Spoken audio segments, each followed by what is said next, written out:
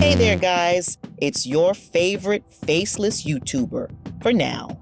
Welcome back to another juicy episode of Shkrets, where we spill the juiciest tea on everything that's been kept in the dark. As you probably know by now, Diddy has been arrested, denied bail, and is now facing a 14-page indictment with some serious charges. This shocking development has shaken up the music industry, but honestly, should we really be that surprised?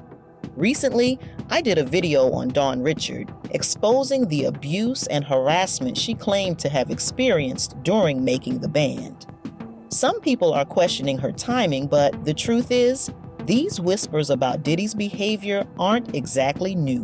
Today, we're going to dive into all the people who tried to warn us about Diddy, from industry insiders to fellow celebrities. Let's get into it. We have to start with Mase, who was one of Bad Boy's biggest stars back in the 90s. He's been calling Diddy out for years, especially regarding the publishing rights to his music. Mase went public saying Diddy was holding his publishing rights hostage for over 2 decades. When Mase offered Diddy $2 million to buy them back, Diddy refused and allegedly demanded more. A lot of people brushed off Mase's claims back then, but looking at the recent revelations, it seems Mase was onto something. He wasn't just a disgruntled artist, he was trying to warn us about Diddy's manipulative business practices.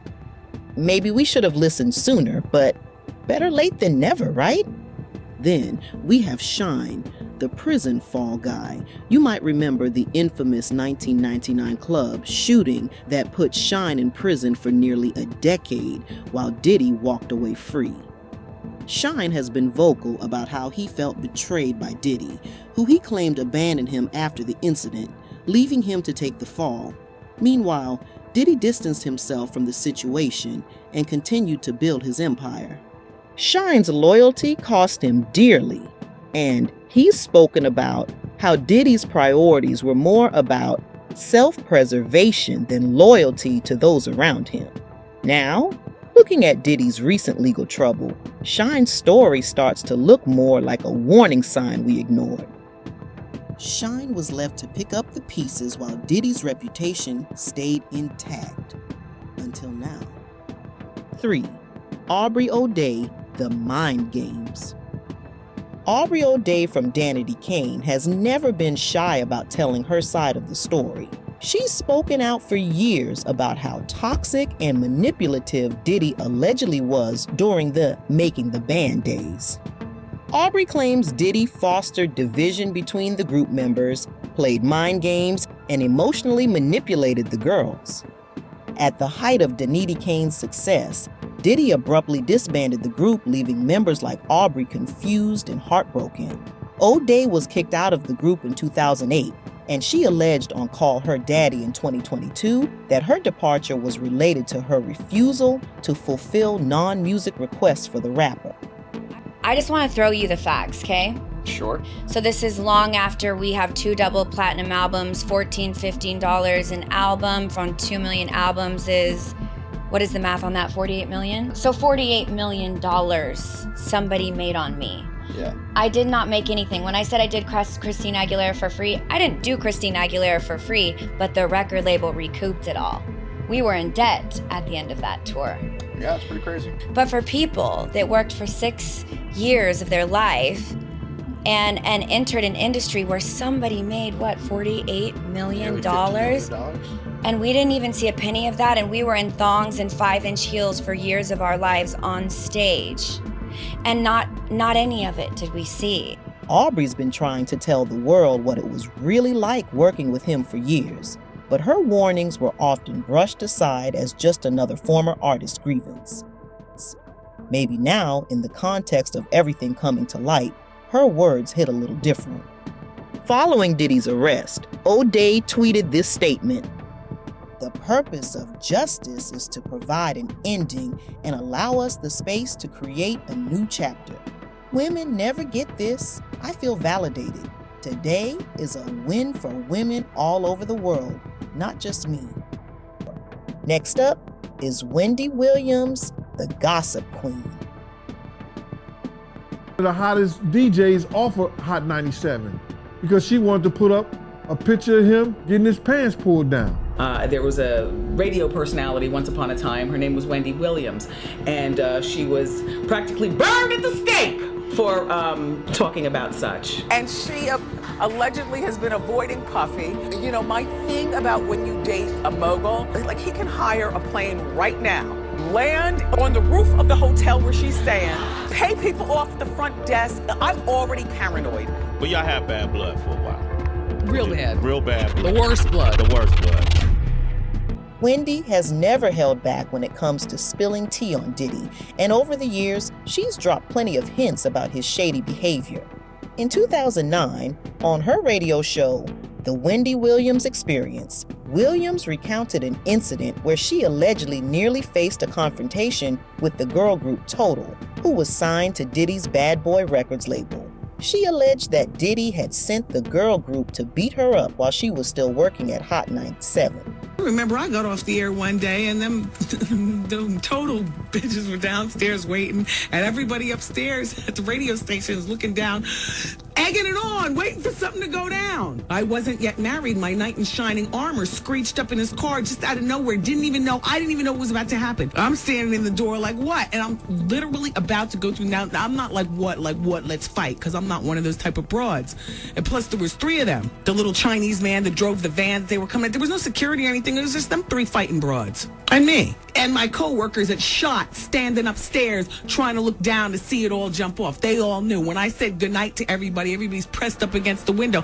I didn't even walk or bother asking, what are you all looking for? Because you know when the clock strikes, it's time to go. It is time to go. I didn't get a chance to hit the sidewalk before I knew it, out of nowhere. And there's a whole bunch of rah-rah going on outside, and I'm still trying to figure out what the hell is going on. And I send Cower and Skell out on the sidewalk, and he comes back in and says, it's Total outside, and they were about to set it on you. Wendy even said that Diddy had a way of making people disappear from the industry if they crossed him.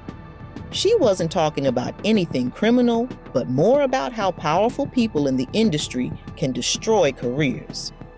During her tenure at Hot 97, Wendy Williams developed a hypothesis regarding Diddy's potential involvement in sexual encounters with other men. Allegedly, she obtained a photograph depicting a man purportedly pulling down Combs' shorts while he vacationed in Cancun. In a 2013 interview with Vlad TV, Wendy Williams delicately addressed her departure from Hot 97. Specifically, she hinted that it was linked to her speculation concerning Diddy's sexuality. There was a radio personality once upon a time, and her name was Wendy Williams, she began. And she was practically burned at the stake for talking about such, and now it's all come full circle. There were many situations back in the day in my career, and it's all coming full circle. Several years later, her allegation was corroborated by Diddy's former bodyguard, Gene Deal. In a 2022 interview with Art of Dialogue, he said, Diddy got one of the hottest DJs off Hot 97 because she wanted to put up a picture of him getting his pants pulled down. Diddy told Hot 97 if they didn't get rid of her before he got back in New York, that they was not going to get any music from any of his friends. Puff got one of the hottest DJs off of Hot 97 because she wanted to put up a picture of him getting his pants pulled down. You understand what I'm saying? Puff had power. Bros, I did an interview with him some months ago, and he told a story about Wendy Williams. She got fired from Hot 97 because she had a picture of Puffy. So if you don't mind, give me the story from your point of view, and what was in the picture? We were in Cancun. For whatever reason, dude was playing with Puff. He went behind him and grabbed his trunks and pulled them down. Some girls that was taking pictures. They took that picture and emailed it back to Wendy Williams. Wendy Williams said she had him in a compromising position and like he was gay, something like that. She was gonna put it out. Wendy had shown people that email. Puff told Hot 97 if they didn't get rid of her before he got back in New York, that they was not gonna get any music from any of his friends, any of the record labels executives that was cool with him. Everybody was gonna boycott their station. We was out in LA for about 3 days before we landed back in New York. Wendy Williams was in the radio station in Philly. With all these allegations and the current legal situation, it looks like Wendy may have been right all along. When Wendy Williams warned us about his behavior, we should have taken those hints seriously. I really miss Wendy.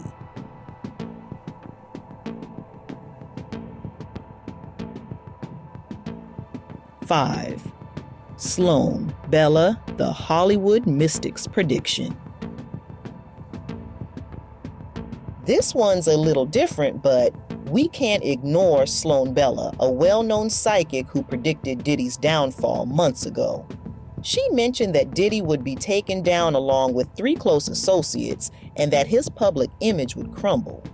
Bella even said he would be silenced, sewn up, in her words, by powerful people who don't want him talking about certain things. While you may or may not believe in psychic predictions, it's eerie how accurately she described what's happening right now with Diddy's legal troubles. Whether you believe in mystics or not, there's no denying the accuracy of her prediction. 6. 50 Cent, Kanye West, and other celebrities. Rappers like 50 Cent have been vocal for years about Diddy, with 50 frequently throwing shade at him, claiming Diddy isn't who he appears to be. In one interview, 50 Cent said, "It's not Diddy do it, it's Diddy done." Nigga, Diddy did it. He did it. Diddy do it. Yeah, he did it. Diddy did it. Did it. Yeah, he did, nigga. Nigga, Diddy did it. Take that, take that, take that, take that. Bad boy for life. Take that, take that. That nigga on his way to jail, Suge Knight there waiting on him. You get tired of your silly dancing in your videos, all up on cell block, see you dancing and shit. Come on over to death row, baby. Diddy, he did it.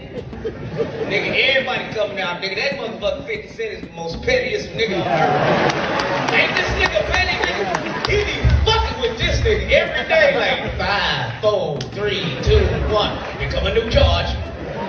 Even Kanye West has called out Diddy in the past, accusing him of collecting blackmail on celebrities and being part of deeper, darker deals to stay out of trouble. Kanye's claims sounded wild at the time, but in the current climate, with Diddy facing serious charges, maybe we should take a second look at what Kanye was trying to tell us. These guys may have been dropping clues for years. Were we just not ready to hear it? The thread running through all these stories is control, manipulation, and a desire to maintain power at all costs.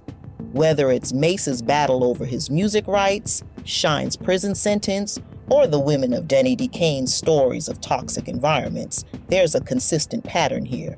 And now, with Diddy's arrest, the truth is starting to unravel in ways that can no longer be ignored. We might have ignored these warnings for too long because Diddy's fame and influence were just too big to question. When multiple people speak out about the same person, it's rarely just a coincidence. Power and fame can shield a lot of bad behavior, but the signs are always there if you pay attention. My takeaway from all of this is that we should learn to listen when people speak out, even when it's not the popular opinion. Diddy's current situation isn't just about him. It's about all the people who tried to warn us over the years.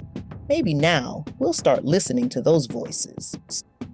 That's it for today's episode of Creds. If you found this episode eye-opening, don't forget to like, share, and subscribe. Keep your secrets close and your vibes positive. Until next time, stay tuned for more juicy revelations, and remember, sometimes the whispers tell the most truth. Bye, y'all.